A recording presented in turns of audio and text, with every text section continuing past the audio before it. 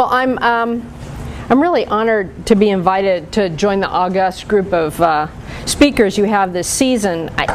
Of necessity, because I wasn't here for all of them, I'm going to overlap somewhat. But I have a bit of a summary of what some of them said, and I'm hoping what I can do as you move towards closure in this series is to weave a more comprehensive tapestry of the issues at play in the Delta. And it's an issue, starting with the very human dimension, it's an issue where you stand, as the old adage goes, where you stand kind of depends on where you sit, and where the adage about the group of blindfolded people trying to figure out what an elephant is and just being able to touch a part think it's a very different creature. I would tell you the joke or the story, but I'm terrible at doing that.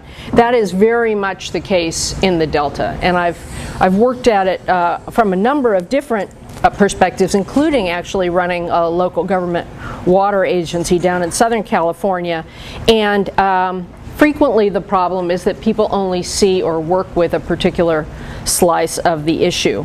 And that is really part of the problem and why it's been so hard for it to come together. So as someone who's worn a lot of hats looking at the Delta over a bunch of decades, I hope my perspective adds a little something to the mix of all you've heard over the course of this series. First of all, I want to say I'm not speaking on behalf of the State Board. I'm going to give them a little plausible deniability, and I'm not just going to talk about what the State Board is doing.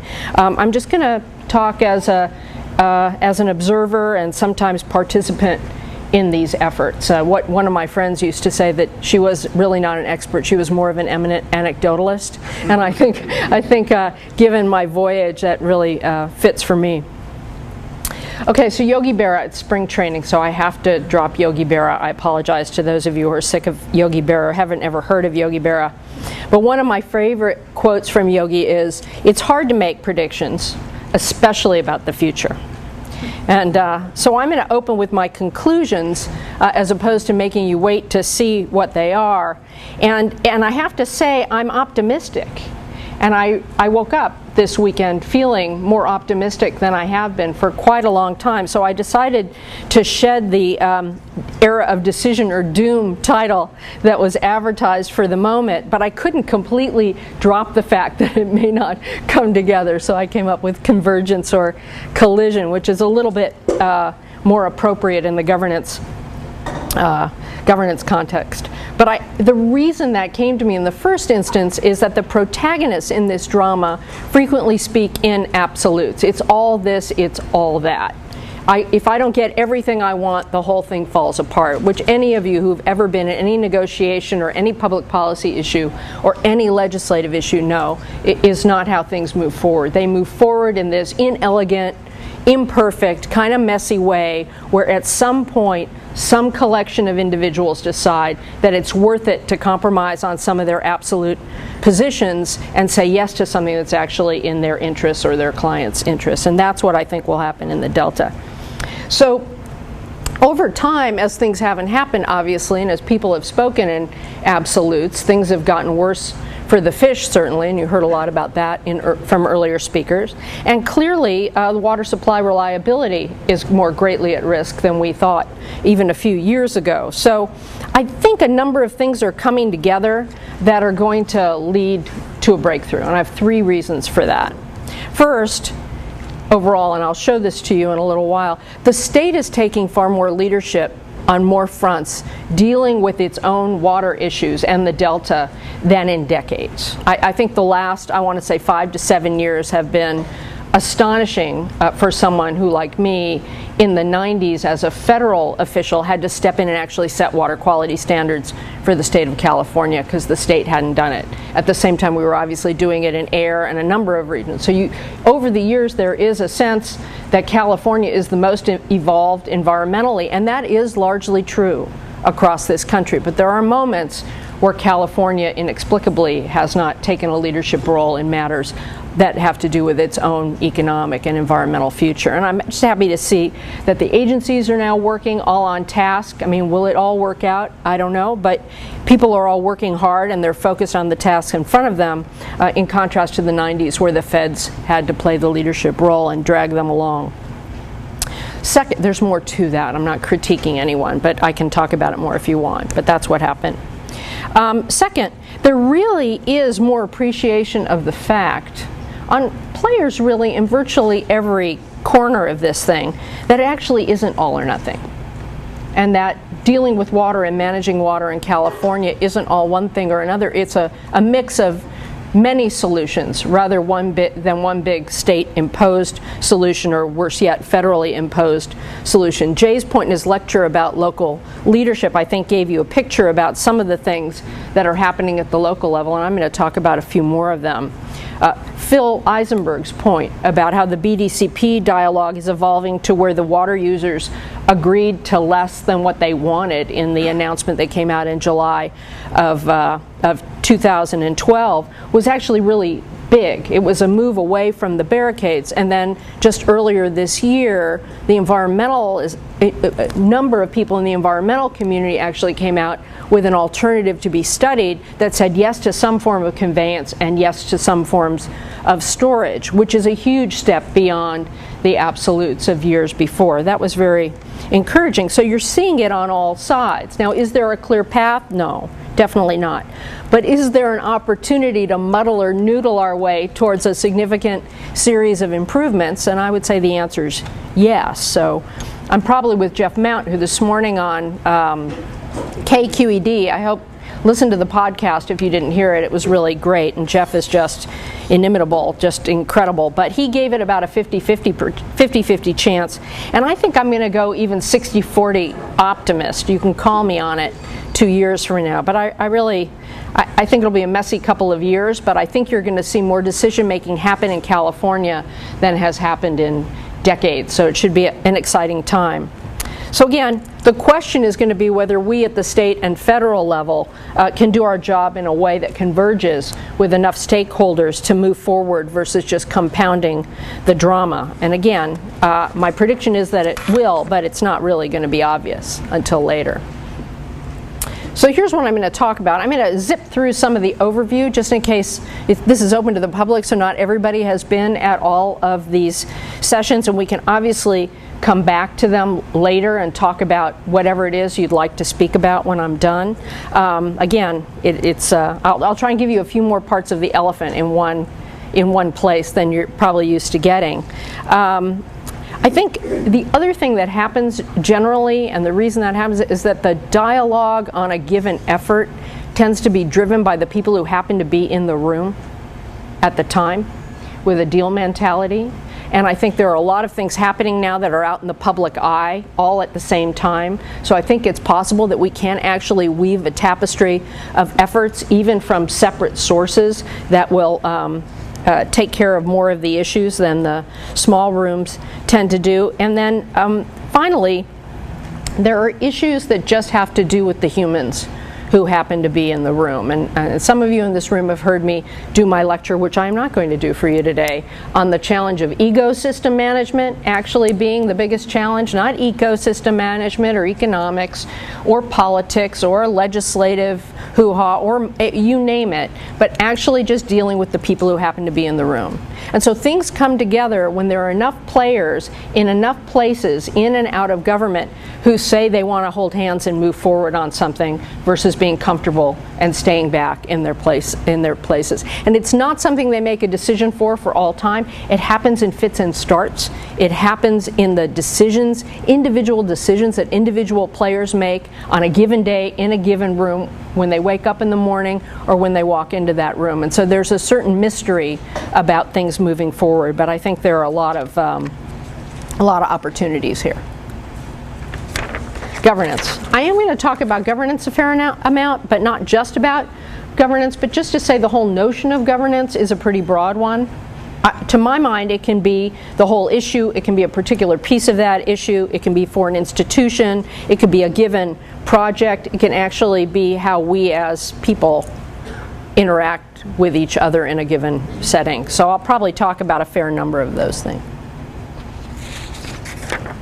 Here's a picture for those of you who haven't seen it enough. Again, just to remind you, by virtue of having been to even one of these sessions, you are probably ahead of what I think of as the 99% of Californians who actually don't understand what the delta is or how it works. I know Jeff this morning said he thought, or maybe the reporter told him he thought surveys had said 80%.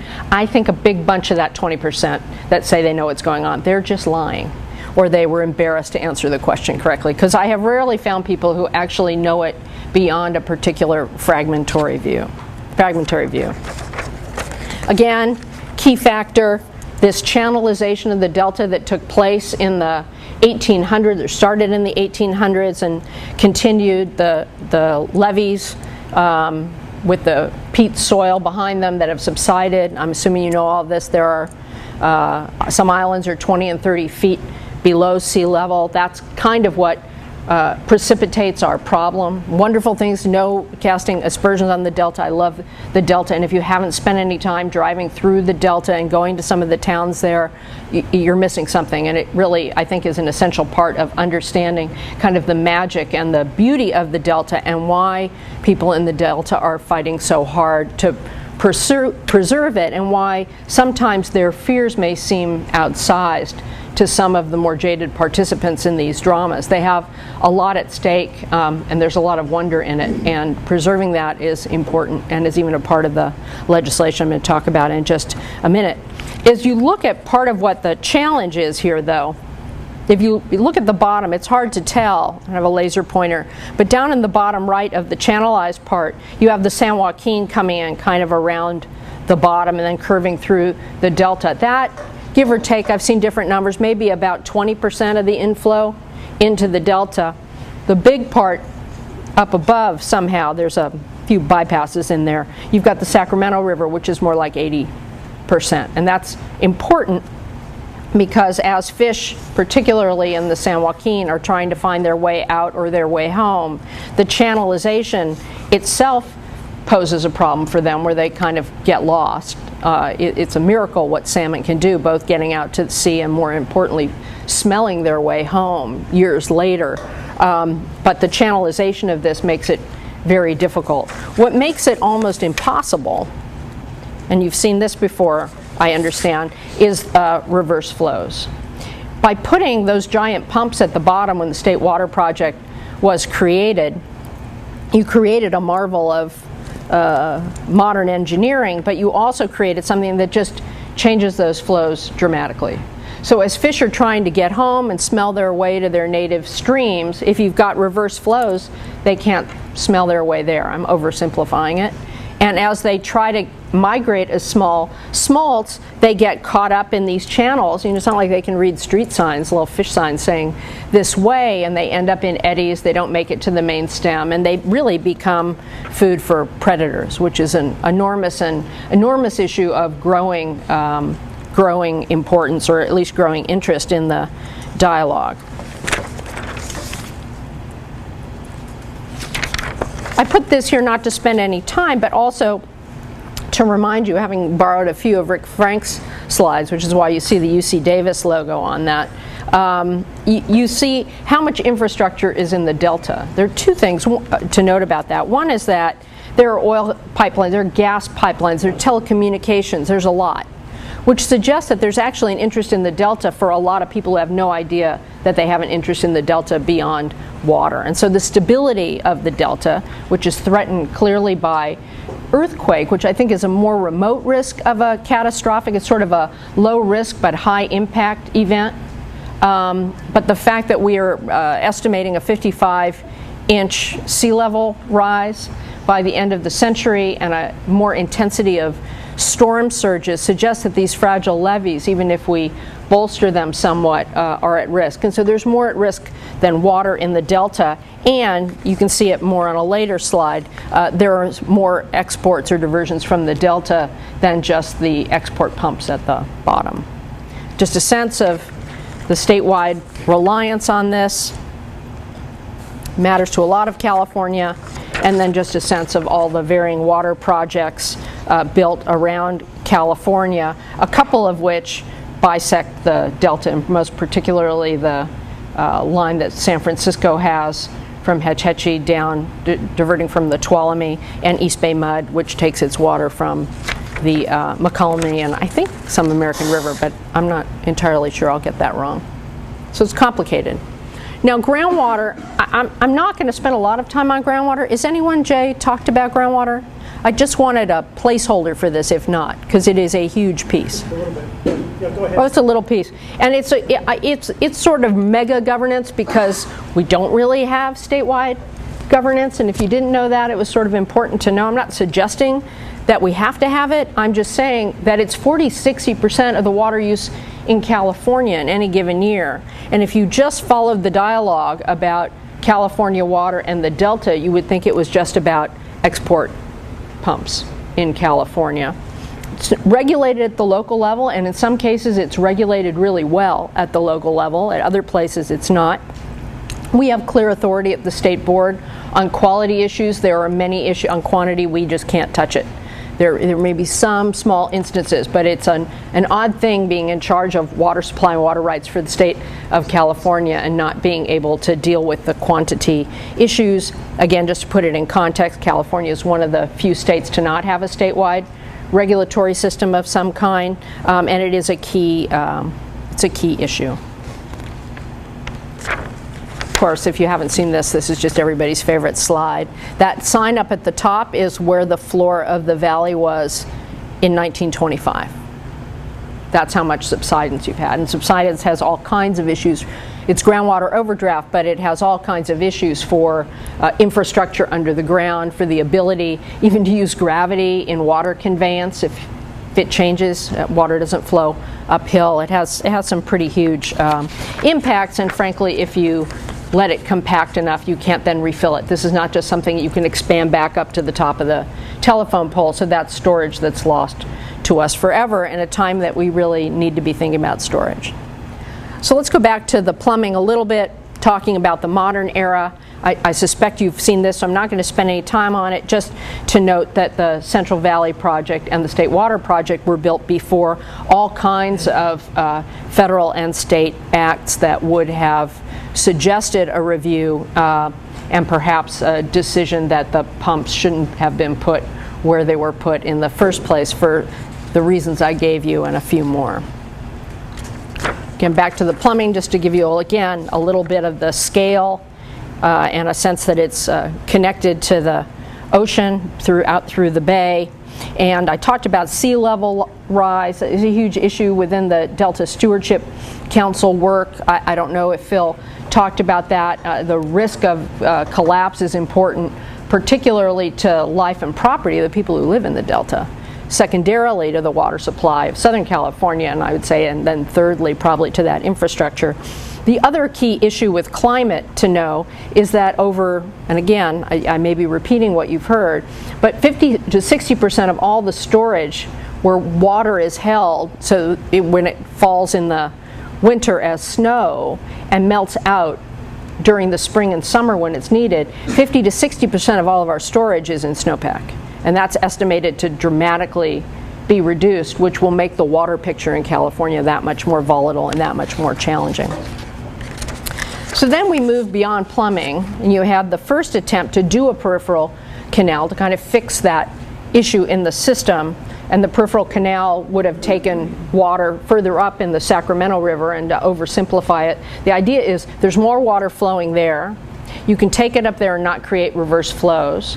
There's still an issue about how much flow the fish need for a variety of reasons. I'm going to get to that in a minute. But you can more effectively take even the same amount of water with less harm to the fish. Again, a gross simplification, but it has always been the right engineering answer. But it devolved into the north-south fear and dialogue and an alliance of environmental community, people in Northern California and interest in the Delta that were able to have it defeated at the polls. Then in the 80s and the 90s, towards the end of the 80s, the State Water Resources Control Board was moving forward to set some really good water quality control provisions for the Bay and Delta. I'll explain what those are in a few minutes. And Governor Wilson challenged the federal government. He pulled back the standards and said, we're not going to do this until the federal government, including its endangered species agencies, the National Marine Fisheries Service and the Fish and Wildlife Service, get their act together and can deal with this in a coordinated fashion. Because we can do what we can do, but if they come out with rulings that say stop the pumps, etc., it kind of messes us up. Again, oversimplification. So the federal government, at this point, I came in a little bit after this, hadn't been appointed yet to EPA, but the federal agencies, under some really strong leadership from EPA and Interior in particular, pulled together what we call Club Fed, which was to at least get the Fed's house in order.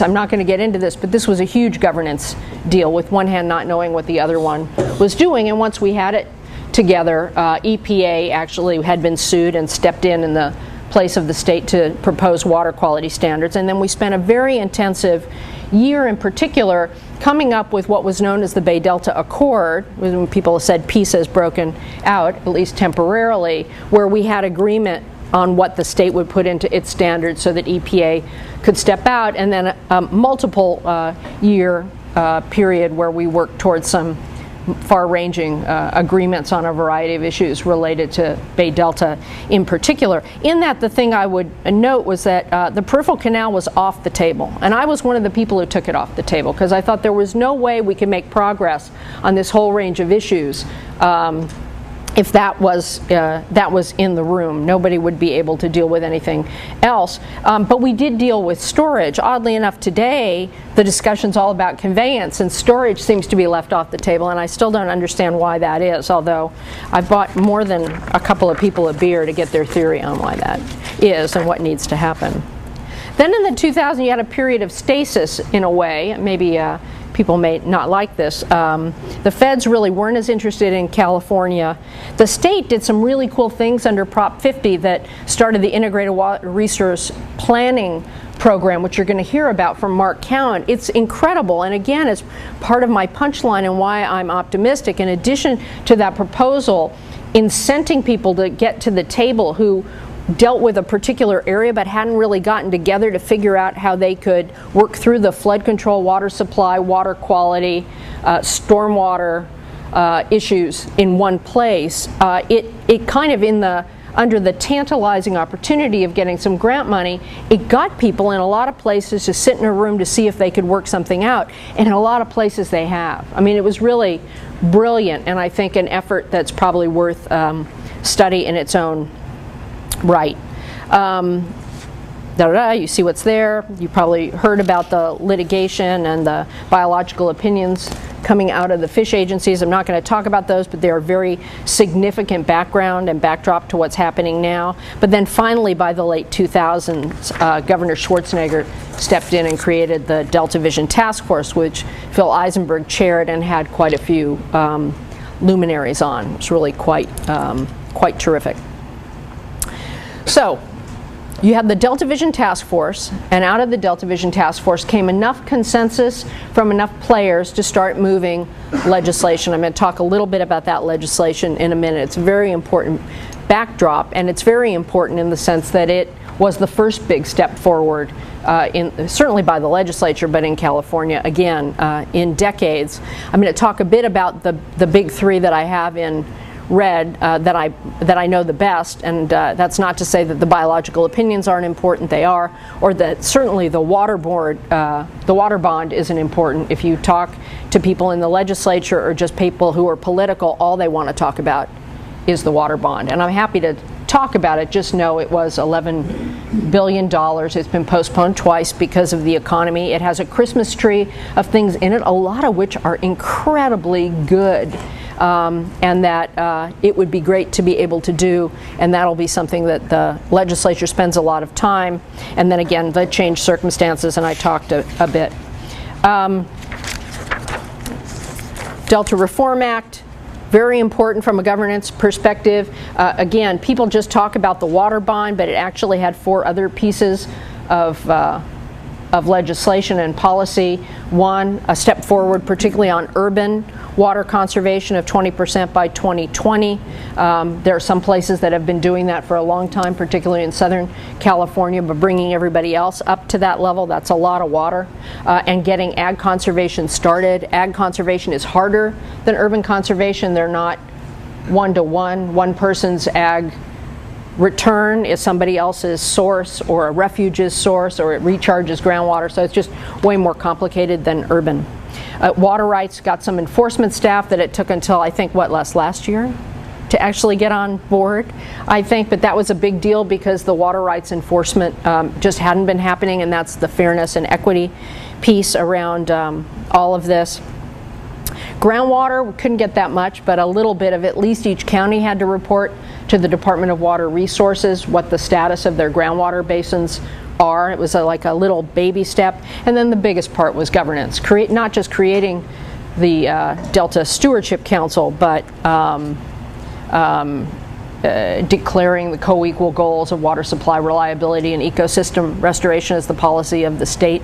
That may seem obvious to you, but it hasn't been. What basically the legislature was saying is not a teeter-totter of which one of those wins depending on who's in power, but that the goal is to balance the two of them and that both of them are important to the state. And this has ramifications for the approach people have to be taking to the variety of things that they do, and it also acknowledged that we had to do it in a way that acknowledged the importance of the Delta as a place, an evolving place, not set in stone, but an evolving place. Created a bunch of other institutions, had the Water Board do what was called a flow criteria report that basically was about if the fish could talk, what would the fish ask for, as a counterpoint to what the water suppliers had been asking for, so that as we moved into this planning process, both at the Bay Delta Conservation Plan and in the Water Board that I'll get to in a minute, that the fish's voice would be thrown into the mix rather than ignored.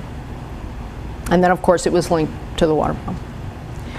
Okay, Delta Stewardship Council and their Delta Plan. I'm assuming that Phil talked about this at some length. I'm not going to spend a huge amount of time. Just a couple of observations on why this is important and significant, and it's still a work in process. The first thing is it's a 7-member council drawn from a diverse set of places, geographies, experience, and the like across California. And the goal of these people, and in my time on the Delta Council, I was on for about 2.5 years, maybe 3 years, 2.5.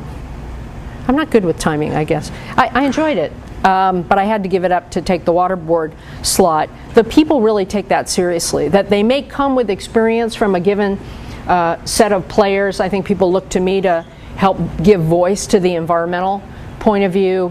Frequently I would give the ag or the Delta or the water agency point of view, in part because I think all of us viewed our job as trying to make sure that all the voices of California were heard versus being these small slices of things. The second key thing is that the time horizon of the Delta Council is supposed to be 50 to 100 years. If you look 50 to 100 years in advance at something like this, you're going to look at what you need to do today very differently. You can't ignore climate change with a 55-inch sea level rise looking at you. You can't just be, let's just get the deal done today. You really have to think about long-term infrastructure issues. You have to think about storage and snowpack. You have to think about alternative water supplies and the like.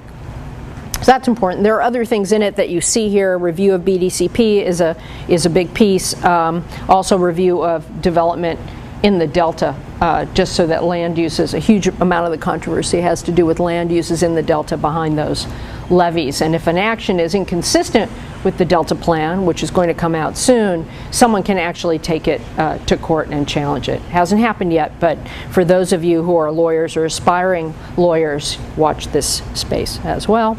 I think one of the most important tasks for the Delta Council, which they haven't done yet, is to create a council of governments. So they also are tasked in the law to bring together a council of all these different state agencies who are dealing with the Delta in very many places. And if you go to the Water Education Foundation website, you'll see this just horrifying graph that shows you how many different agencies touch the Delta, and somehow the Delta Council gets to be the camp counselor for all of that. And again, as with, yeah, they're going to have to bring donuts and all that sort of stuff. But as with the integrated water resource planning and estuary programs, if you know about those, and any number of government efforts, either voluntary or directed by law, to convene people in a room for a set purpose, it actually works. This is the ecosystem piece of this, whether it's, I did it with the Grand Canyon Visibility Transport Commission on tribal issues and the like. Different things happen when you get the people face to face who have to work on these issues rather than just complaining about each other to whoever will listen. And we're trying to move past that in contaminated groundwater, which, just as you know, will be one of the hottest issues in California over the next 2 years, thanks also to UC Davis. Some highlights I've talked about from the Delta Plan, the co-equal goals point being reinforced. Reduced reliance on the Delta has to do with making sure that if a governmental entity wants to put another straw into the Delta, they can't do it unless they've looked at all of the other things, from recycling to conservation, all kind conjunctive use, etc., all kinds of alternative water supplies to stretch their supplies further, that they have an outage or disaster plan, a whole bunch of things that just say, look, we're not going to just keep sticking straws into this fragile Delta. Figure out how to stretch your water and use it more responsibly. You see some of the other things. Each one of them is really very big, and I'm happy to come back to this if any of them are interest to you. It's bigger than just the BDCP review. Multiple stressors I'm going to talk about in a moment. Frequently you will hear people talking about the Bay Delta, either about BDCP or about the Water Board's water quality control planning process, which I'm going to get to, and all anyone talks about is flow. It's not just about flow. Flow is probably the most important. Fish need water, obviously. And water helps to deal with all the other stressors, whether it's predators or contaminants or the lack of adequate oxygen within the water because of contaminants, invasive species, you name it, but it is not the only one. There are multiple stressors that are affecting the fish and wildlife, and we've got to come up with a way to deal with all of them in the appropriate way. That may seem obvious, but again, in the dialogue, it really needed to be reinforced. So again, it creates of itself kind of a thought governance model of sort of starting to put out all the things that people need to address in order to try and make progress. The Delta Plan has a direction for the state board to say, get your redo of these water quality control plans done quickly, because they can then form the foundation for all of the other decisions, whether BDCP or the like, that need to be made in the Delta. They set a foundational floor. I'm going to talk about that a little bit later. So clearly they've got to finish the plan. It's still not done. It's been hard to give birth to this plan. Then they still need to convene that council. They need to prioritize the levies in terms of where you would actually put some money into beefing them up. They've got to figure out financing. They've got to figure out how to incorporate all kinds of plans from a bunch of other agencies. And then, of course, they do have to make the BDCP decision. I just put some of the standards there so you could see what they were. Okay, so that's the Delta Council. Now we go number 2 to the State Board. I'm not going to give you a 101 about the State Board, which does a lot, water quality and water supply. It was created by merging 2 separate entities. Some states have them separately. I think some states must have them combined, but we sit as a quasi-legislative group that sets policy on water quality. We also sit in a quasi-judicial fashion to make water rights decisions in proceedings that can take months and years and are quite complex. I'm not going to spend a lot of time on that. That's also an issue for another day, but they play a really important role as a backdrop to what people's fears really are. So the main thing that we're supposed to do is to do what's called a water quality control plan for the Bay Delta and the San Joaquin River. It's actually an update of a plan that was done in 2006, which is an update of that plan that I mentioned that came out of the Bay Delta Accord in the 90s. There might be another one in between. Was there another one in between, Les? That's how many there are. And the water quality control planning process, I'll just give you again gross simplification of it, which will give you a sense of why it's important.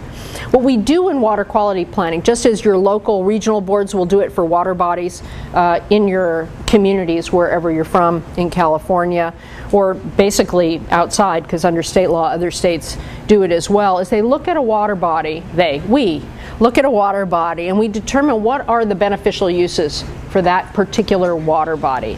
It can be fishing, it can be ag, it can be recreation, body contact, recreation not body contact, meaning you can go fish but you're not really going to go swimming in it, municipal drinking water, you get the picture. Any number of things that you would use. Yeah, some of them I'm sure White River rafting is one of the recreational uses. And then you come up with a plan that says, how do we come up with the balance of controls on different things to protect the maximum beneficial use of this particular water body. It takes a long time to do. It's very scientifically based.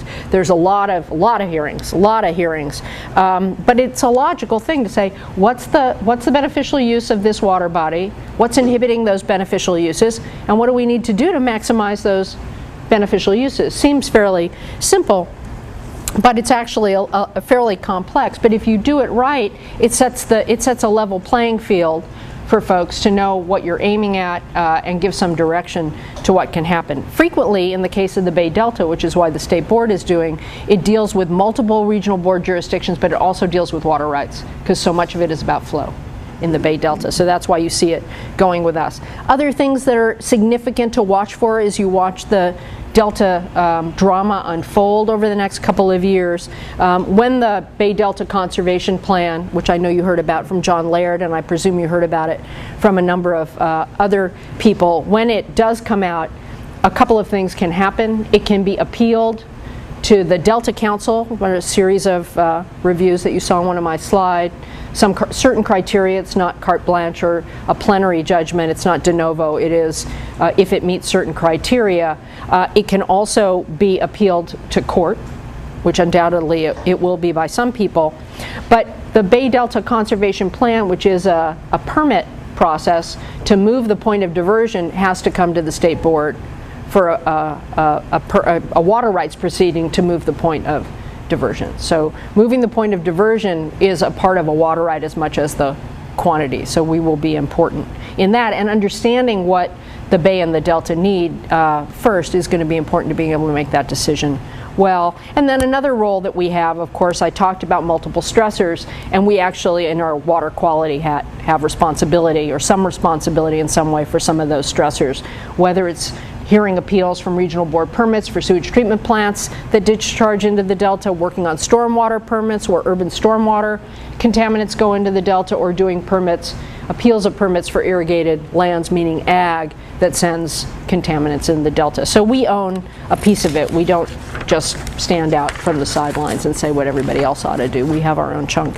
of responsibility. Within the Bay Delta water quality planning process, you have a couple of, you have 4 phases. The first one is dealing with that San Joaquin River as well as the South Delta water quality issues. Those are important for drinking water and ag water quality as well as for critters. The second is to deal with the Bay Delta issues. Those two, phase 1 and phase 2, are the two that we're really spending our focused time on. We're supposed to be done by 2014 per the Delta plan. Then implementation, and you see a kind of a mystery date for when it's done, is how we would implement the water rights that would be necessary to achieve that water quality control plan. Frequently when we do these things, the parties come together in some sort of a settlement, which is a lot faster than going through a multi-year bleak house type water rights proceeding. If we need to do that, we will, but frequently people do come together and propose something to us that they'll sign off on, thereby giving up their rights to go through that long proceeding. That will take any number of years, and then we have to do upstream trips. Here are the key issues. I've already talked about some of them. Again, to remind you, co-equal goals. What that means is, if we could throw water at this issue and that would solve the whole problem, we can't, because the co-equal goals require us to balance. Fortunately, in our wheelhouse, we're supposed to balance under state and federal law, so we can balance the economics, we can balance water supply reliability with ecosystem restoration, but the fact that it's state policy puts an even boulder underlined under the fact that we need to figure out how to do this most effectively for fish and wildlife, just dealing with that beneficial use, because that's the one that's the most controversial, but we need to figure out how to do it using the least amount of water that we can to maximize both, and that's where all of these different multiple stressors come in. I'm assuming, I know Tim talked a bit about fish and fisheries. We can come back to that. We can come back to any of these if they're of interest. How to factor in water supply alternatives, which someday I hope will be water supply mainstream. It's sort of like clean power being alternative energy, and now it's just cleaner green power. We're going to have to come up with another word for water conservation, water recycling, stormwater capture, treatment, reuse, etc., because there's a lot going on there that can stretch our water resources. I talked about salmon, anadromous fish that live their life cycle both in fresh and salt water. There are also issues with pelagic species like smelt. Smelt tend to grab more headlines because they're little and they're not very cute. So people who hate what the impact of them being endangered has on their water supply tend to focus on them. When you hear environmentalists talk about what needs to happen, they talk more about salmon. You can be the judge of why that happens, but sometimes what those two different kinds of species need is different, and we have to balance that as well. The water rights, I talked about it, and we do have a key governance role, but we don't have power over everything, including predation, which is one of these major factors, where striped bass, which is a prized sport fish regulated by the Department of Fish and Wildlife and prized by anglers, you know, there's a veritable McDonald's for them in salmon smolt because of this plumbing situation, and it has been very hard. In fact, rejected upping the take limits for striped bass. There may be some projects where we can find some hot spots and try and at least create a fairer fight for the salmon smolts in particular.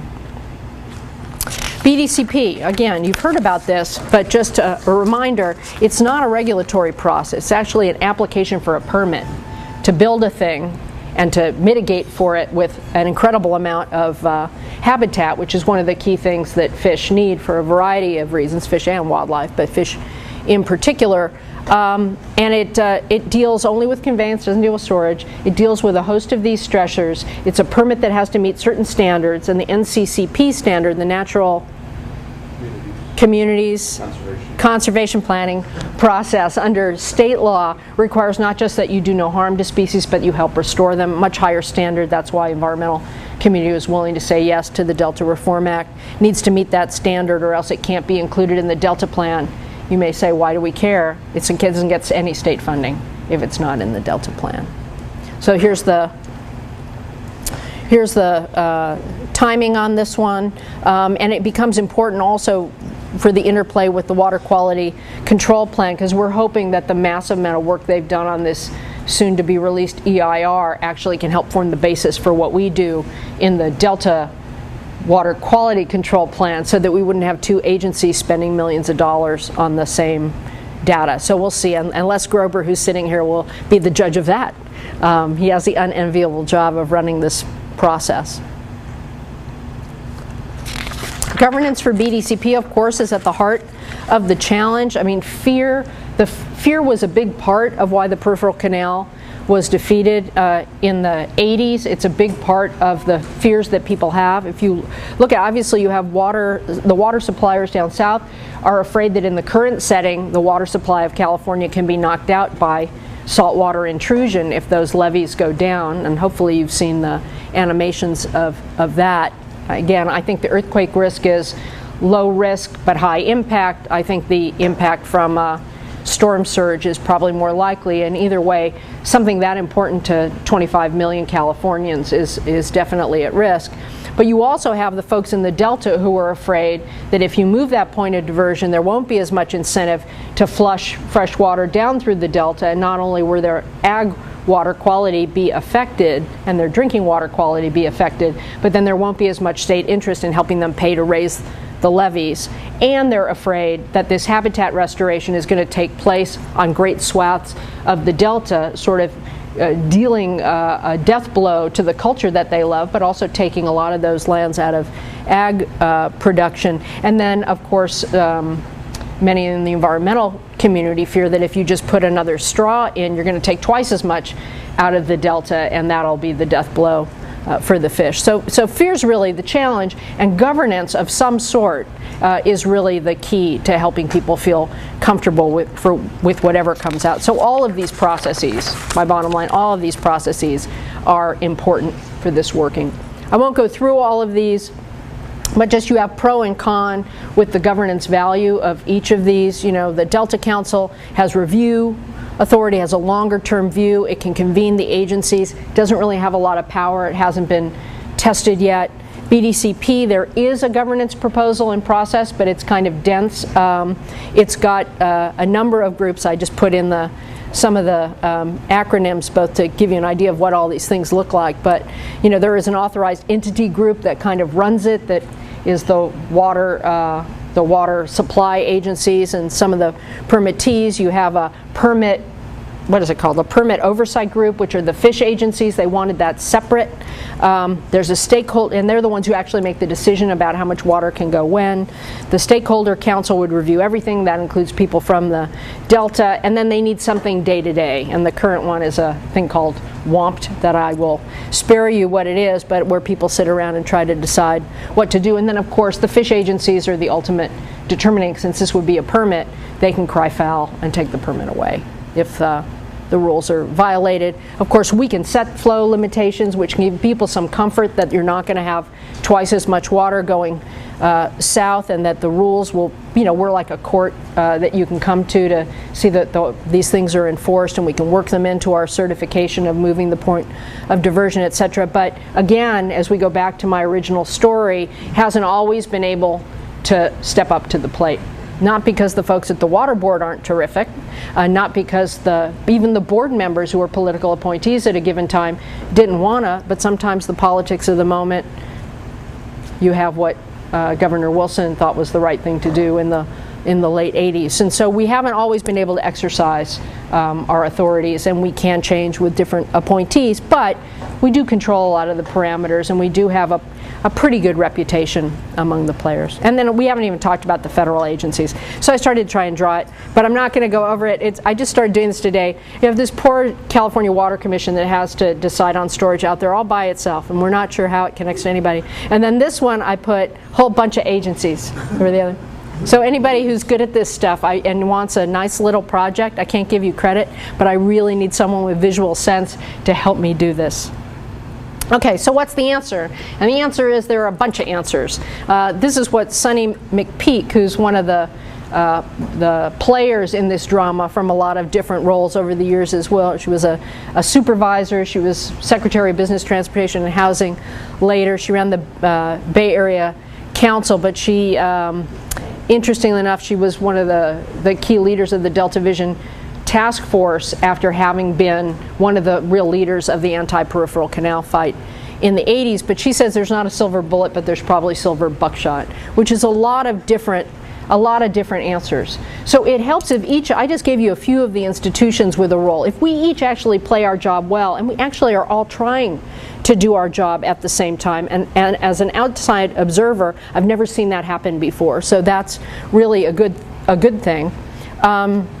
We also need to recognize local solutions, and Jay talked about that a little bit in his talk, and I'm sure Mark Cowan is going to give you all kinds of great examples of what's been happening at the local level. I live in the world that deals with a lot of those local projects, and there are some pretty incredible things happening at the local level, not just in Southern California, but if you just take one example, if you look at what's happened in the Sacramento Valley about, I want to say more than a decade ago, probably 15 years ago, there was this pitched battle between bird groups and the rice industry because of the pesticides used then in rice growing, and there was also an issue about the amount of water used in rice growing. Well, to make a long story short, the rice industry, the Nature Conservancy, Audubon, and those groups they couldn't be closer. They're thick as thieves, and they've created the most amazing habitat for birds by just figuring out how to be for both. And I was just up there on Friday at their the Northern California Water Association annual meeting, and they had a huge presentation about, now let's figure out how to do it for salmon. Let's figure out how to generate, they want to generate salmon. Only problem is they get eaten up when they get down to the Delta, so they want the rest of us to do our job. In the Central Valley, people quietly are getting together and doing all kinds of groundwater conjunctive use projects on their own. They don't want the state to tell them what to do, but they're trying to figure out how to do it on their own. And then in Southern California, which is close to my heart because where I'm from, you would not, if you're not from Southern California, you wouldn't believe what's going on in terms of stormwater capture, treatment, and storage, where you have the flood control, the County Public Works Department and Flood Control Agency, which when I ran City Public Works used to refer to as that woman, actually about 10 years ago gave Tree People, which is a local brilliant group, nearly $100 million to work with to retrofit a watershed of a neighborhood rather than, it was money they were going to spend raising the flood walls. Instead they gave them that money and they've done cisterns on those houses, directing gutters into storage basins, permeable driveways, swales where the water can run into groundwater basins rather than running down the storm drains. And it's a raging success, not just in terms of flood control, but it also gives you water quality benefits, water supply benefits, and the like. Earlier last week, I spent 2 days with a bunch of people who had never been together before. It was so much fun to be able to make them come because I've had so many jobs. I can get people into the room because I've worked for them at one point or another. And you had people from Superfund, from public health, from local water agencies, from the Department of Water and Power, looking at the San Fernando Valley and San Gabriel Valley contaminated Superfund basins, figuring out how can we clean these up faster so we can use them for storage of groundwater, not just for groundwater treatment and use, but so we can use them and put recycled water in, so we can use them to put in stormwater. I mean, it's just incredible what's going on. So a series of those are going to be the answer. Climate change, I have to come back to. It is a game changer because of the Delta survival threat, but also because of the issue of flooding, which we didn't talk about, but also the issue of water supply and storage. That it's just it makes it so that people really have to pay attention now. We can't keep passing the buck. And then again, in opportunities, belt suspenders, flying monkeys is what I always say. People are fighting about what they can do in a given deal. That doesn't mean we can't do it. What do we need? We need conveyance, we need storage, we need more conservation, recycling, stormwater capture, treatment, and storage, and we need to protect the levees a little bit more. Right now, it's not there's not enough money to do everything all at once, but if we do all of these things, we can both have a more secure water future, and we can make our water just go a lot further. We are not at all out of water, we just use it incredibly inefficiently. And I talked about some of these opportunities. That's belt suspenders, flying monkeys, sorry. Dating myself. Questions? I'm sorry I talked so fast. I just didn't know what you'd want to talk about, so I wanted to be able to focus on what's of interest to you after you've heard so many speakers.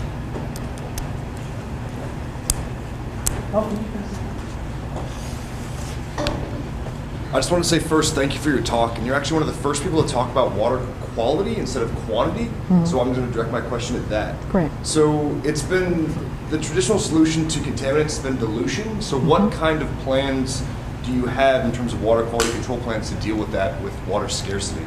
Well, there are a whole host of them, and we did something along this line just last month.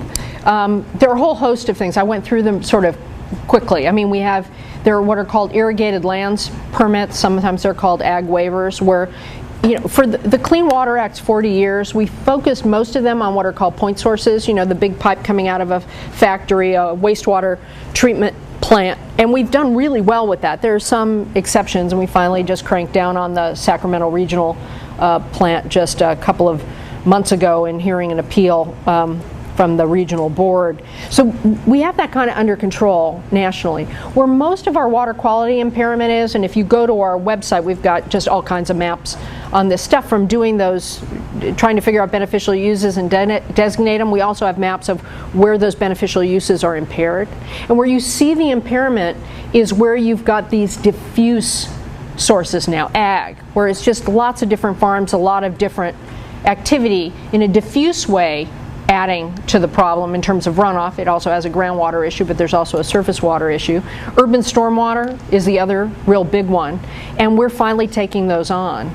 Years late by, I think, a lot of folks in the environmental movement's view, with incredible rapidity with those people who are going to be regulated. The phases were sort of, you do industrial, then they did municipal in the 80s. Finally, we did federal facilities in the 90s. Somehow I've been involved in each of these waves. I don't know how. I mean, like, I happen to have surfed them just timing-wise, which is good or it could be bad. I always say my karma ran over my dogma in this one because I always end up in a position to have to do the thing I said somebody ought to do.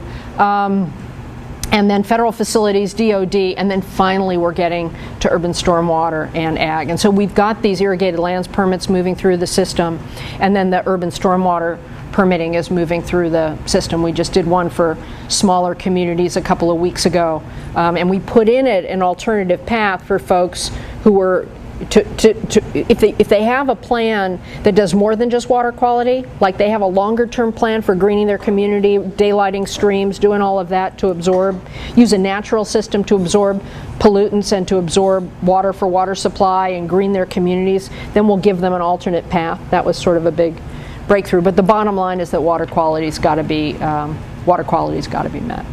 That's just a few. There's more, but those are the big three: are sewage treatment plant, industrial discharges, ag drainage, and stormwater, urban stormwater. Which urban stormwater, oddly enough, has more pesticides in it than you would think. It's not just ag. The pyrethroids and others that are used in terms of pest control inside houses are a huge problem. That's a really good question. We could probably have another whole series. You should have a whole series that on groundwater. Nitrate contamination of the groundwater basins, part of the UC Davis report that Jay and Thomas Harder did, have sparked incredible public awareness, but also legislative awareness. I mean, the reports were sparked by legislation that told the Water Board to do two reports, one on overall groundwater contamination and another on nitrates in particular, contracted with UC Davis to do the nitrate report. And there are like 9 bills already introduced to deal with the issue, and it's a whole, I love that issue. It's horrible, but it's great.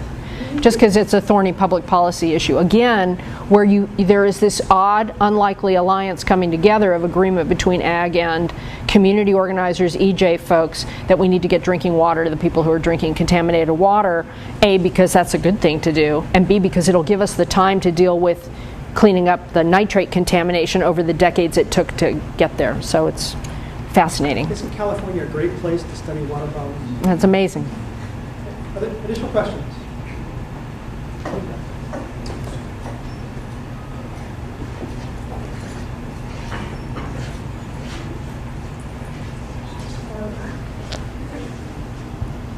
You mentioned that groundwater is locally regulated. Do you ever foresee the state having any control over groundwater water rights? Or do you think the local entities are doing a pretty good job? You know, I think that's an interesting question. I think it's a question of phasing, which is, you know, water rights in general and water management in California is kind of frustrating. I don't know how many of you have seen those, you know, those little games, they're like square and they have those little squares in them and you're supposed to move them around to make them spell something, and what you really want to do is take a screwdriver and like pop them all out. But I mean, that's kind of what it's like. It's accreted over time. So a lot of what happens in water, I will tell you, I told the governor this, and some of you have heard me say it, having been at EPA and at the local level doing garbage and sewage. I'm basically a garbage sewage girl, which makes me very practical, I like to say. Because when you're dealing with a river of human waste coming at you 24 hours a day, it's hard to, you know, stand on a soapbox. You got to get it. You kind of got to get it done. But it's kind of accreted over time in California. You know, you have these pre-1914 rights, area of origin that are superior. And so when we do our water rights stuff, it's this very tough puzzle of not just what would be the beneficial uses if you were doing it all equally, like who would be best able to contribute. You've got to have a whole overlay and filter of what their water rights are, which come out of law. They also come out of custom, and in groundwater in California, it's like a custom that we don't have state regulation. So to get it would take a lot, and I think these other things that are on our plate are sort of more front and center, and I actually think that encouraging those local efforts that people can relate to, where they're talking to their neighbors rather than those awful state people. Try being a Fed, they think you're a jackbooted thug with black helicopters, or I remember being called in the Arizona Republic flag-waving commie bastard, I think was what they said. But the same person who said it when I showed up in the legislature to talk about an air issue showed up and wanted to know. I mean, there's the rhetoric and there's the reality. They actually want to know what they could do about it. It's funny, they call names, but strange. But so I don't see it happening anytime soon, but I see little places where we can improve what's happening at the local level. And then the what's the right word? When more of that stuff happens at the local level, you'll probably start seeing a call for more people to do it. I'm sort of more of a Malcolm Gladwell tipping point person or a chaos theorist about how change happens. I think it's better to foster your early adopters and show it can work and that it's not scary rather than imposing it because it theoretically seems good. I mean, that's my closing Yogi Berra quote I didn't use is, in theory, there's no difference between theory and practice. In practice, there is. And in practice, I think it's much better to build people's practical, real knowledge. So I'd rather keep supporting the integrated waste planning type project and then find other ways to reward that work. That was a long answer. I hope that was the question you were asking. It'd be really bad if there were other questions. There's more questions? Answer clever, you can run all back and forth. As a follow-up to that, I don't know how on your radar it would be, but could you talk about the Scott River case and if that could maybe catalyze the conjunctive management regulatory scheme?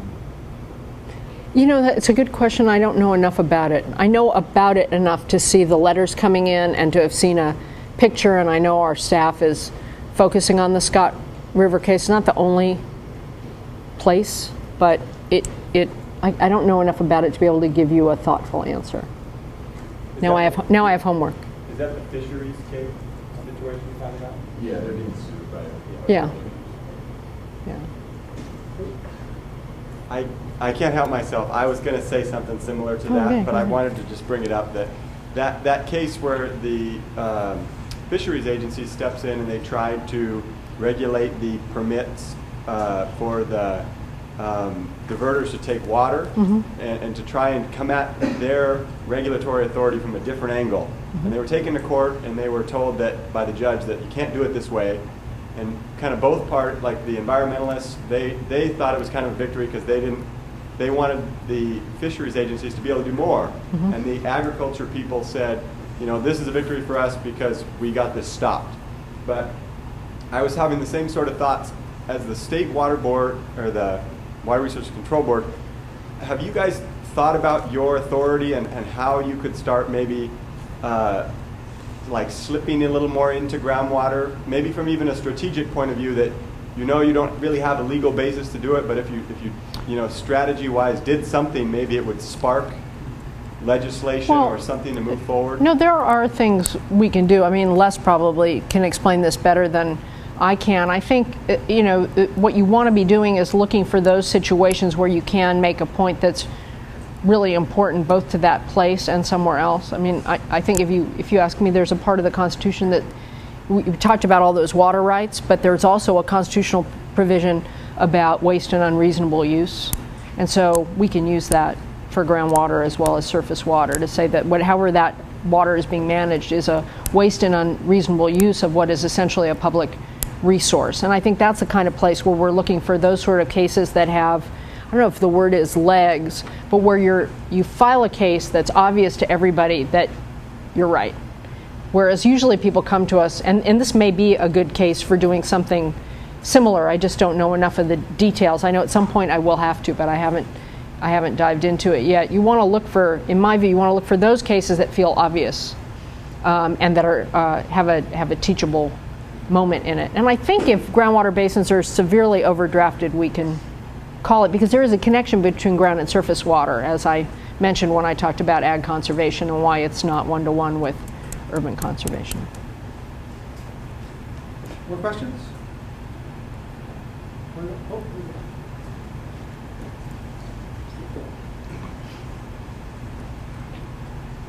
I know you talked about this a little bit, but can you talk about the peripheral canal a little bit and how the governor's new plan addresses some of the problems that got denied for? Oh, sure. I'm sorry. I went fast because of that. I mean, the whole point of having a peripheral canal or tunnels is to be able to take the water from the bigger water course and not have the problem of the reverse flow of those pumps at the bottom, which is exacerbated by the fact that there's not that much water coming in from the San Joaquin in the first place. So in particular, those fish that are trying to make it back and forth from the San Joaquin just don't have much of a fighting chance. So if you can take water up here where there's more water coming down to begin with and not get into that series of channels in the delta at all in the first place, you're going to have a much greater fish survival. It still has to be governed by how much water, though, because overall, you know, fish need water, and the water is important not just for getting them where they need to go, it's important for them. There needs to be enough water, not to dilute contaminants, which is the whole dilution is the solution to pollution paradigm of the past, because we've got to deal with taking the contaminants out too, but it helps on contaminants. It helps on their migration.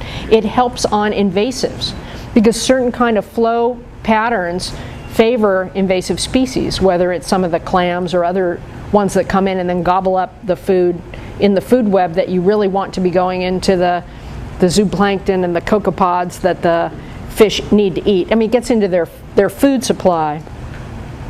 Flow helps with that stuff. You know, it's sort of the native fish evolved where there was more habitat, and then the Delta Plan has tens of thousands of acres of habitat, which is important both for generating food, just because food through the biological process comes through there, but also creating little hiding places for the little fish to hide from the predators. I mean, it's really a big deal. If you look at places like the Yolo Bypass where folks have been creating more habitat, you're getting an incredible generation of food source, but also a place where the fish can take their time and make their way where they need to go. And so the basic parameter of the deal is change the point of diversion and get a bunch of habitat in, and then there's a bunch of other things. And that has more of a shot at getting the fish to come back, which means that the biological opinions that come from the fish agencies aren't going to, they never shut the pumps down. It's not going to crank the pumps down as much, because you don't have to crank them as much.